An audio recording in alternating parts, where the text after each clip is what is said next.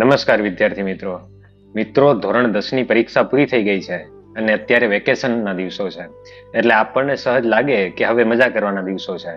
પરંતુ ધોરણ 10 ના વિદ્યાર્થીઓને મજા કરતા કરતા, આનંદ કરતા કરતા આગળના ભવિષ્યનો પણ વિચાર કરવાનો છે. એનું કારણ છે કે આવનારા 10, 20 કે 30 વર્ષ પછી તમે શું કરવાના છો એ આ સમય તમારા નિર્ણય ઉપર આધાર રાખે છે. મારો કહેવાનો અર્થ એ છે કે હવે 10 પછી તમે શું કરશો એના ઉપરથી આખું કરિયર તમારું નક્કી થવાનું છે. તો ચાલો આજે 10 પછી શું એ વિષય ઉપર વાત કરીએ અને એકદમ ક્લિયર કરીએ કે 10 પછી શું કરવાનું છે. તો તમારી સ્ક્રીન પર જે પીડીએફ છે તે ધ્યાનથી જુઓ અને આ પીડીએફ તમને ક્યાંથી મળશે એ પણ હું તમને છેલ્લે કહેવાનો છું. તો ચાલો મિત્રો આપણે જોઈએ કે ધોરણ 10 પછી શું શું આપણને ઓપ્શન મળે છે. તો એ વાત આપણને સહજ ખબર છે કે ધોરણ 10 પછી કાં તો આપણે ડિપ્લોમા કરી શકીએ છીએ અથવા તો પછી 11-12 કરવાનું હોય છે. અને 11-12 પણ બે પ્રવાહ હોય છે. એક આપણે સામાન્ય પ્રવાહમાં જઈએ તો એમાં કોમર્સ અને આર્ટ્સ આવી રીતે બે ભાગ હોય છે. જ્યારે બીજો એક પ્રવાહ છે એ એટલે કે વિજ્ઞાન પ્રવાહ, જેમાં એ અને બી બંને ગ્રુપો આવે છે. એની સમજ પણ આપણે આગળ મેળવવાના છીએ. તો ચાલો આ આખી જે પીડીએફ છે એ ખૂબ જ કામની છે. આ ટેલિગ્રામ ચેનલ પર જઈ અને તમે ડાઉનલોડ કરી શકશો. જે ડાઉનલોડ કરી અને એક વખત ધ્યાનથી વાંચજો, બાકી હું તમને સમજાવવાનો પ્રયત્ન કરું છું. તો ચાલો મિત્રો ધ્યાનથી આપણે સમજશું. તો ધોરણ 10 પછી આપણે જોઈએ તો શું કરવાનું.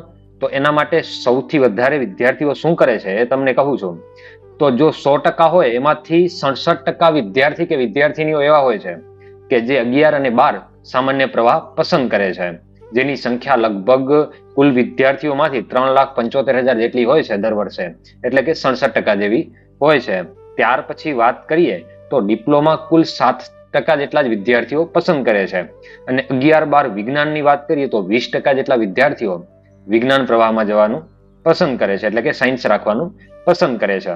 એના સિવાય અન્ય જે કોર્સો હોય એ 6% જેવા બાળકો પસંદ કરે છે, જેમાં આઈટીઆઈ સિવાય અન્ય પણ કોર્સોનો સમાવેશ થાય છે. તો મિત્રો કોર્સની પસંદગી હવે આપણે કઈ રીતે કરવી એના વિશે પણ થોડુંક વિચારીએ. આપણને મૂંઝવણ હોય કે શું કરવું, બધામાં રુચિ છે અથવા તો આપણી રુચિની પણ આપણને જાણ ન હોય તો પછી કેમાં જવું. તો આમ તો આપણા દેશમાં ઘણા બધા એવા સ્કોપ છે કે જ્યાંથી આપણે રોજગાર મેળવી શકીએ છીએ અને હજી ભવિષ્યમાં વધારે સર્જાવાના છે. એનું કારણ છે કે આપણો દેશ પ્રગતિના પંથે પૂર ઝડપે દોડી રહ્યો છે. ત્યારે ઘણા બધા સ્કોપ આગળ આવવાના છે. પણ એના માટે આપણે કઈ કઈ વાતો ધ્યાનમાં રાખવી કે અત્યારે હું શું સિલેક્ટ કરું. તો એના માટે આપણે કુટુંબની આર્થિક સ્થિતિ અને આપણા સમાજની પરિસ્થિતિને પણ વધારે ધ્યાનમાં લેવી જોઈએ કે ઘરમાં સ્થિતિ કેવી છે એ વિચારીને જ કોર્સ પસંદ કરવો જોઈએ. અને સાથે સાથે ધોરણ 10નું તમારું રિઝલ્ટ હવે આવવાનું છે. તો આ ધોરણ 10ના રિઝલ્ટને પણ ધ્યાનમાં રાખવું જોઈએ કે એમાં મારા કેટલા માર્ક છે, કયા વિષયમાં મારા વધારે માર્ક છે અને કયા વિષયમાં મારું હજી થોડુંક વીક છે. તો આ પણ ધ્યાનમાં રાખી અને આગળનું વિચારવું જોઈએ. હવે આપણે પીડીએફમાં તમે જોઈ શકો છો એ રીતે આપણે વાત કરીએ તો અત્યારે ટોપ 10 જે કોર્સો છે ભારતમાં સૌથી વધારે જેનું ચલણ છે એ અત્યારે તમને સ્ક્રીન પર દેખાય છે. જેમાં કમ્પ્યુટર એન્જિનિયરિંગ, ડોક્ટર, એમાં એમએસએમડી આ બધાનો સમાવેશ થાય છે. Core engineering, CA, chartered accountant, આ બધા કોર્સો છે જે તમારી સ્ક્રીન પર દેખાય છે. એટલે એના વિશે વધારે હું વાત નથી કરતો. આ ટોપ 10 ભારતના કોર્સો છે જે તમે ધ્યાનમાં લઈ શકો છો કે આનામાંથી તમને કઈ પસંદ કરવું છે. તો આ 10 કોર્સો તો એવા છે કે જેમાં કોર્સ પૂરો થયા પછી કોઈ પણ જાતની નોકરી માટે ચિંતા કરવાની જરૂર રહેતી નથી. પરંતુ આ કોર્સોમાં પણ ઘણું કોમ્પ્લિકેટેડ છે. એમાં પણ આપણે શું શું કરવું જોઈએ એ પણ આપણે થોડુંક વિચારીશું. તો ચાલો મિત્રો પીડીએફમાં તમે આગળ જોશો તો એમાં પગાર ધોરણની પણ વાત કરેલી છે કે જેનાથી તમને ક્લિયર થાય કે આગળ જતા તમને કેવો પગાર ધોરણ મળવાનો છે. તો કદાચ તમે 12 સાયન્સ રાખો છો એટલે કે વિજ્ઞાન પ્રવાહ પસંદ કરો છો, 11-12માં સાયન્સ કરવાના છો, તો એમાં ગ્રુપ 2 આવે છે, ગ્રુપ એ અને ગ્રુપ બી. તો જે ગ્રુપ એ છે એમાં આપણે computer engineering, core engineering, agriculture, farming, આ બધા ફાર્મસી, આ બધા એવા કોર્સો છે કે જે થઈ શકે છે, જેના પગાર ધોરણ પણ તમે પીડીએફમાં જોઈ શકો છો. નોકરીની તકો, ગુજરાતમાં દર વર્ષે નવી માંગ, 15 થી 20 વર્ષ પછી મંથલી આવકમાં જે વધારો, આ એક વાત છે ને એ પીડીએફમાં છે. એટલે હું અત્યારે વાંચી અને તમારો સમય નથી બગાડતો. તમે આ વાંચી શકો છો અથવા તો અત્યારે તમને ન વાંચવું હોય તો આ પીડીએફ પણ તમને ક્યાંથી મળશે એ પણ છેલ્લે હું તમને કહું છું. તો એ પણ તમે બરાબર ધ્યાનથી વાંચી લેજો. ત્યાર પછી વિજ્ઞાન પ્રવાહ એટલે કે સાયન્સ રાખવાનું 11માં તમે વિચારો છો, 11-12 સાયન્સ કરવાનું વિચારો છો અને બી ગ્રુપમાં તમે જોડાશો, બી ગ્રુપ પસંદ કરશો તો એમાં MBBS એટલે કે ડોક્ટરની કોઈ પણ લાઈનો છે એ તમે આગળ એમાં વધી શકો છો. એના માટે પણ પગાર ધોરણ ખૂબ જ સારા છે અને નોકરીની તકોની વાત કરીએ તો એ પણ એકદમ સારી છે. એ પણ તમે આ પીડીએફમાં વાંચી શકો છો. એટલા માટે હું એની ચર્ચા વધારે નથી કરતો, નહીં તો વિડીયો લાંબો થશે. ત્યાર પછી વાત કરીએ ધોરણ 12 સામાન્ય પ્રવાહની, એટલે કે આર્ટ્સ અને કોમર્સની, એમાં શું ઓપોર્ચ્યુનિટી છે એની પણ આપણે વાત કરી લઈએ. તો સૌથી શ્રેષ્ઠ કોઈ કોર્સ હોય તો એ છે સીએ નો કોર્સ, એટલે કે 11-12 તમે કરો ત્યાર પછી તમે સીએ કરી શકો છો. જેમાં આપણને એક વાત આપેલી છે કે સ્થિતિ એની ખૂબ જ સરસ છે. ત્યાં તમને દર વર્ષે નવી 500 વિદ્યાર્થીઓની માંગ હોય છે. આવી રીતે અલગ અલગ બધી વાતો છે કે 15 થી 20 વર્ષ પછી મંથલી આવક કેટલી હશે, તો 1 લાખ થી 3 લાખ સુધીની આવક થઈ શકે છે. અને કેરિયરની શરૂઆતમાં અંદાજિત મંથલી આવક 30,000 થી 50,000 સુધી કોઈ પણ કંપની અથવા તો બેંકમાં તમને જોબમાં મળી શકે છે. આ રીતે સીએસ છે, બીસીએ છે, ઘણા બધા કોર્સો છે જે પીડીએફમાં છે, તમે વાંચી લેશો. એના ઉપરથી તમને ખ્યાલ આવશે કે એની ઓપોર્ચ્યુનિટી કેવી છે આગળ જતા. અને ત્યાર પછી આપણે વાત કરીએ તો આમાં પણ LLB ને ઘણા બધા કોર્સો છે. BA તમે કરી શકો છો, કોલેજ કરી શકો છો, બરાબર, આર્ટ્સ વિષયને લઈને. એમાં પ્રોફેસર કે ટીચિંગ લાઈનમાં પણ તમે જઈ શકો છો. હવે આપણે વાત કરીએ કે ઓપોર્ચ્યુનિટીની આપણે વાત કરી તો એમાં ધોરણ 10 પછીના જે પ્રોફેશનલ કોર્સ છે એની આપણે વાત કરીએ તો એમાં મેં શરૂઆતમાં જ વાત કરી કે ડિપ્લોમા, તો એ કોર્સ સીધો 10 પછી જ થઈ શકે, એમાં 11-12 કરવાની કોઈ પણ જરૂર રહેતી નથી. એની પણ આવકની અને બધી આ પીડીએફમાં તમે જોઈ શકો છો. IIT ટેકનિશિયનની પણ એમાં રિક્વાયરમેન્ટ હોય છે, જોબ હોય છે, તો એ પણ તમે આમાં થોડુંક જોઈ શકો છો. ત્યાર પછી આપણે આગળ વધીએ અને વિજ્ઞાન પ્રવાહ તમે પસંદ કરવાનું વિચારતા હો તો એની પસંદગી A અને B, એટલે કે A ગ્રુપ એટલે કે એન્જિનિયરિંગ લાઈન અને B ગ્રુપ એટલે કે મેડિકલ લાઈન, આમાં તમે કઈ રીતે કરો છો એના માટે પણ પીડીએફમાં સરસ માહિતી આપેલી છે. સરળતાથી તમને એન્જિનિયરિંગ ગ્રુપમાં એડમિશન મળી જતું હોય છે, જેમાં કદાચ કુલ બેઠકો 65,000 જેવી હોય છે, એમાંથી 30,000 વિદ્યાર્થીઓ જ એમાં આવેદન આપે છે, એટલે સરળતાથી તમને એમાં એડમિશન મળી જશે.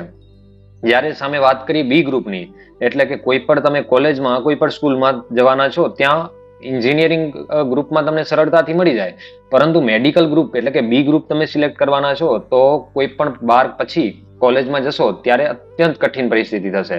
એના માટે માર્ક સારા જ હોવા જોઈએ. એનું કારણ છે કે દર 70,000 વિદ્યાર્થીઓ પાછળ ફક્ત 6,100 જેટલી જ બેઠકો હોય છે, જે તમે પીડીએફમાં વાંચી શકો છો.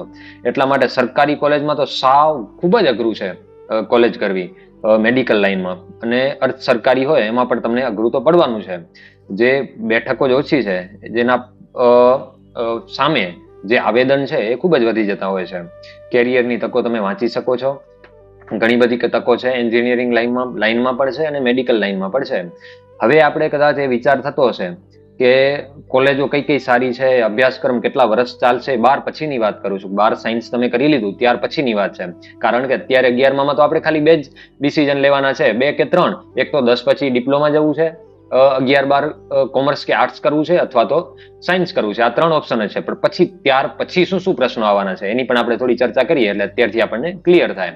તો એ પણ આપણને આપેલું છે કે અભ્યાસ માટે કોલેજો કઈ કઈ છે. કદાચ મેં 12 સાયન્સ કર્યું તો ત્યાર પછી કઈ કઈ કોલેજો મને મળવાની છે, તો એમાં IIT, NIT, આ બધી ટોપ 5 ગુજરાતની કોલેજોની આ બધી વાતો છે આમાં આપેલી છે, જેનો અભ્યાસક્રમ 4 વર્ષનો હોય છે. એ પણ આમાં કહેલું છે. શરૂઆતથી મંથલી આવક એ તમને શું મળવાની છે એ પણ આમાં કહેલું છે.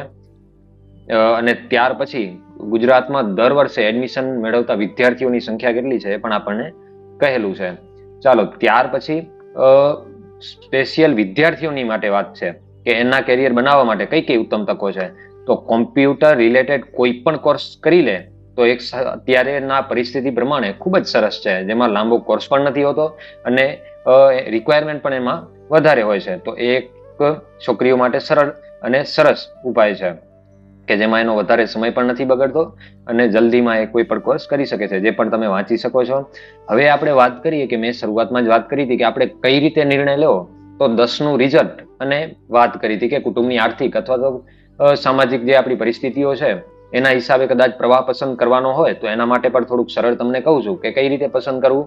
તો ધોરણ 10ના રિઝલ્ટની વાત કરીએ તો અને સાથે આવકની અને સાથે કુટુંબની પરિસ્થિતિની આ બધી વાતોને ધ્યાનમાં લઈ અને આપણે નક્કી કરવું જોઈએ જો તમારા ધોરણ 10 નું રિઝલ્ટ હવે આવશે, એમાં 70% દાખલા તરીકે 70% તમારા આવે છે, તો 70 અથવા તો 70 કરતા વધારે આવે છે તો તમે સાયન્સ સરળતાથી રાખી શકો છો, એમાં કોઈ મોટો પ્રશ્ન નથી. અને કદાચ તમારા કુટુંબની આવક દર મહિને 25,000 થી વધારે છે, 25,000 થી 50,000 ની વચ્ચે છે, તો એમાં કોઈ વધારે એટલો કોસ્ટ પણ નથી આવવાનો, તમે રાખી શકો છો આગળ જતા જો આટલી આવક છે તો. બાકી આપણા પર નિર્ભર કરે છે કે આપણે કઈ રીતે વ્યવસ્થા ગોઠવાયેલી છે. ત્યાર પછી આપણે વાત કરીએ કે તમારા 55 થી 70% વચ્ચે 10મા ધોરણમાં આવે છે તો તમારે પછી સાયન્સ તમે રાખો તો એમાં કોઈ વાંધો નથી, રાખી શકાય છે. અથવા તો કોમર્સનું પણ સારું ઓપ્શન છે. એ પછી તમારી વાર્ષિક આવક અથવા તો મહિનાની આવક એના પર નિર્ભર કરે છે. અથવા તો તમે ડિપ્લોમાનો ઓપ્શન પણ લઈ શકો છો. પરંતુ જો તમારા 55% થી ઓછા આવે છે તો મારું કહેવું એવું છે કે તમારે કોમર્સ રાખવું જોઈએ, કારણ કે 55% થી ઓછા એટલે કે એવરેજ વિદ્યાર્થીઓમાં આપણું સ્થાન છે. ત્યાર પછી કદાચ મહેનત કરીએ છીએ તો પણ રિસ્ક તો રહેવાનું છે, એટલા માટે આપણે કોમર્સ અથવા તો ડિપ્લોમામાં જવું જોઈએ જો તમારા 55% કરતા ઓછા આવે છે તો. બાકી આપણને રુચિ છે તો કોઈ પણ ક્ષેત્રમાં જઈએ તો કશું જ વાંધો નથી, પરંતુ એમાં આપણે પૂરેપૂરી મહેનત કરવી પડે. હવે આપણે આગળ થોડીક વાત કરીએ કે કોમ્પ્યુટર એન્જિનિયરિંગમાં બધી રીતે નંબર 1 કેરિયર છે જ, જેમાં અલગ અલગ જે વાતો છે એ પીડીએફમાં આપેલી છે. વર્ષો જૂની જે પદ્ધતિ છે તે ખરેખર સારી છે. હોશિયાર વિદ્યાર્થીઓ સાયન્સ પસંદ કરે છે, ત્યારબાદ વિદ્યાર્થીઓ કોમર્સ અને પછી આર્ટ્સ પસંદ કરે છે. આના કારણે બધા ક્ષેત્રોમાં સમપ્રમાણ છે એ જળવાયેલું રહે છે. હવે પછી આપણે વાત કરીએ કે ધોરણ 12 સાયન્સ પછી વિદ્યાર્થીઓ, ધોરણ 12 કોમર્સ પછી વિદ્યાર્થીઓ ક્યાં ક્યાં એડમિશન મેળવી શકે છે. તો એના માટે પણ આમાં આપેલું છે પીડીએફમાં, જે તમે વાંચી શકો છો. એક એક વાતો પીડીએફમાં ધ્યાનથી વાંચજો તો આશા કરું છું તમને બધું સમજાશે, અને મારાથી સમજાવી શકાય ટૂંક સમયમાં એટલો મેં પૂરેપૂરો પ્રયત્ન કર્યો છે. બાકી આ વિડીયોનો મુખ્ય હેતુ તો એ જ છે કે આ પીડીએફ તમારા સુધી પ્રોવાઈડ કરું, અને 10મામાં તમને જો મૂંઝવણ હોય તો એનો તમને ઉકેલ મળી શકે. તો આ વિડીયોની ડિસ્ક્રિપ્શનમાં આ પીડીએફની લિંક છે. ટેલિગ્રામ ચેનલ પર મેં પીડીએફ અપલોડ કરેલી છે, તો આ વિડીયોના ડિસ્ક્રિપ્શનમાં જઈ ટેલિગ્રામ ચેનલમાં જઈ અને જોડાઈ જજો, અને સાથે એમાં પીડીએફ તમને છે એ ડાઉનલોડ કરીને એક વખત જરૂર વાંચજો, તમારી મૂંઝવણો દૂર થઈ શકશે એની મને પૂરેપૂરી આશા છે. ચાલો મિત્રો, ફરી મળીશું નવા વિડીયોમાં. ધન્યવાદ.